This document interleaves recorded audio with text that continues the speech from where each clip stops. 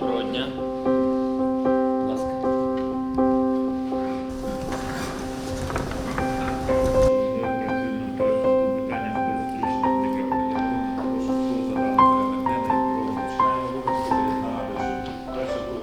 Нам кажуть, що 16 лютого стане днем нападу.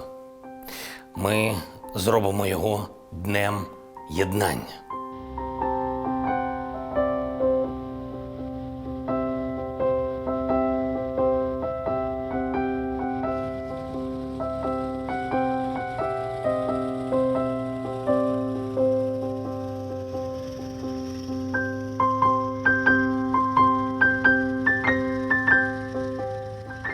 Вам народ України довірив не тільки керувати державою, а й захищати її.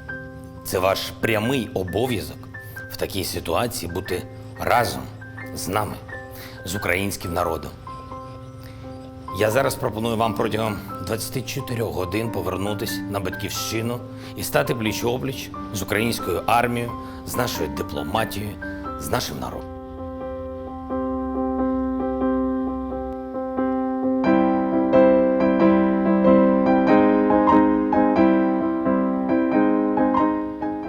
Всім добрий вечір. 14 лютого 2022 року. Знімаємо це відео з дружиною не просто так. Дуже важливо зараз показати всім, що ми разом, ми вдома, ми в Україні. Так, вітаємо всіх з Днем Закоханих. Хочемо сказати, кохаємо одне одного. Кохаємо Україну.